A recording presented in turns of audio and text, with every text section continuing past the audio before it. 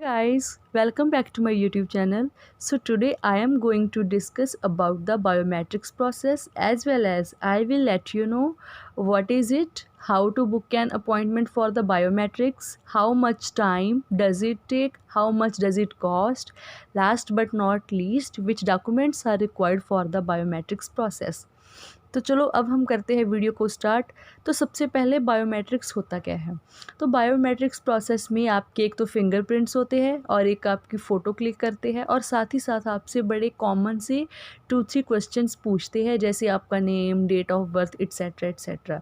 जैसे जो हमारी डिटेल्स होती है पासपोर्ट में उसको मैच करने के लिए वो हमसे हमारे ही रिगार्डिंग कुछ क्वेश्चंस पूछते हैं। तो ये होता है बायोमेट्रिक्स का प्रोसेस। उसके बाद अगर मैं बात करूँ अपॉइंटमेंट की, तो जो हमारी बायोमेट्रिक्स की अपॉइंटमेंट होती है वो हमारा एजेंट ही हमको बुक करवा के देते हैं।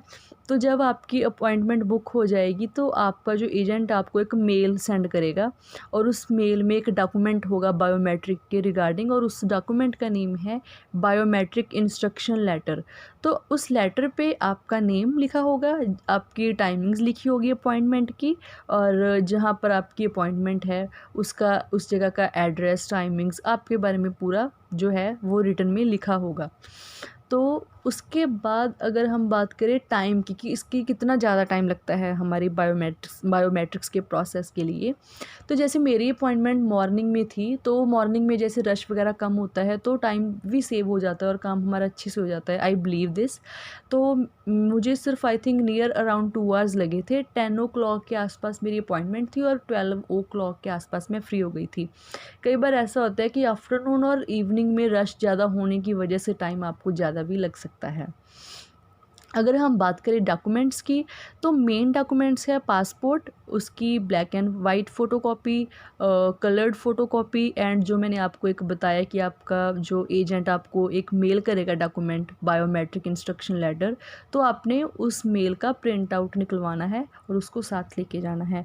बट फिर भी वही बात मैं फिर दोबारा रिपीट करूँगी कि डॉक्यूमेंट्स की अगर बात आए तो आपके पास पूरी की पूरी फाइल ही होनी चाहिए, क्योंकि किसी भी डॉक्यूमेंट की कभी भी ज़रूरत पड़ सकती है।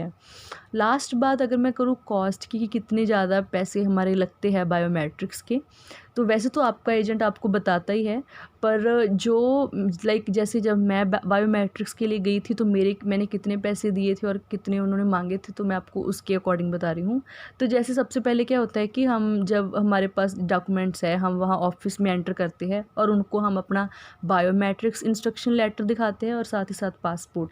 तो वो हमें एक रिसीट नंबर देते हैं, एक काइंड ऑफ कूपन नंबर। तो उसमें एक नंबर लिखा होता है, तो अंदर चेयर्स लगी होती है और हम चेयर्स पे बैठकर सामने स्क्रीन्स लगी होती है और उस पे नंबर डिस्प्ले होते रहते हैं। जब हमारा नंबर आ जाएगा, तो जैसे अब हम स्क्रीन पे चेक करते हैं कि हमारा नंबर आ गया, तो वहाँ काउंटर नंबर लिखा होता है और हमने उस काउंटर पे जाना होता है। जैसे हम पासपोर्ट बनवाने के लिए जाते हैं, वहाँ पर भी हमें एक नंबर मिलता है और हम बैठकर वेट करते हैं। जब हमारा स्क्रीन पे नंबर आ जाता है तो हम उस काउंटर पे चले जाते हैं। बिल्कुल सेम बायोमेट्रिक्स में होता है। जब आप काउंटर पे जाओगे तो वहाँ पर सबसे इम्पॉर्टेंट बात, जैसे बायोमेट्रिक्स जो होता है हमारा लास्ट स्टेप होता है, तो हम उस दिन ही अपना पासपोर्ट सबमिट भी करा के आते हैं।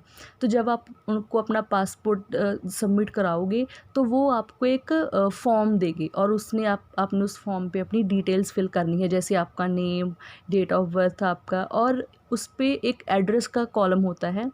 एड्रेस जो जैसे जब हम अपना पासपोर्ट सबमिट कराते हैं तो उस पर वीज़ा की स्टैंप लग कर आती है, जो हमारा लास्ट स्टेप होता है और मेन स्टेप होता है। तो आप एड्रेस अपना एजेंट का भी दे सकते हो कि कि जो आपका पासपोर्ट है स्टैंप लग कर, वीज़ा लग कर आपके एजेंट के पास आ जाएगा, तो आप वहाँ से ले आओगे। अगर आप किसी बड़े शहर में हो और वहाँ पर पोस्ट ऑफिस की कोई ऐसी प्रॉब्लम नहीं है, तो आप अपने घर का एड्रेस भी दे सकते हो। तो वहाँ पर वो एड्रेस बड़े ध्यान से फिल करना है, क्योंकि वहाँ पर ही आपका पासपोर्ट आएगा। तो जब आपने वो फॉर्म फिल कर दिया तो उसके बाद वो आपसे फ़ीस लेते हैं 700 के अप्रॉक्सीमेटली। मुझसे पूरे 700 लिए थे, तो आपने उनको वो फ़ीस दे देनी है। तो पासपोर्ट सबमिट होने के बाद वो आपको बायोमेट्रिक्स के लिए एक रूम में भेज देंगे और वहाँ जो मैंने आपको बताया कि आपके फिंगरप्रिंट्स वगैरह हो गए, तो ऐसा ये होता है। तो इसीलिए ओवरऑल बायोमेट्रिक्स का जो प्रोसेस है बड़ा ही सिंपल है, और इस प्रोसेस में तो बंदा बहुत एक्साइटेड होता है, बिकॉज उसको पता होता है कि आज पासपोर्ट सबमिट करा के जाना है और 1 वीक में स्टैंप लग कर आपके घर आ जाता है और आप कनाडा आने की तैयारियाँ करनी स्टार्ट कर देते हो। तो ये बहुत ही इंटरेस्टिंग और ज़्यादा टाइम भी नहीं लगता। तो अगर कोई भी क्वेश्चन हो आप मुझे कमेंट सेक्शन में पूछ सकते हो।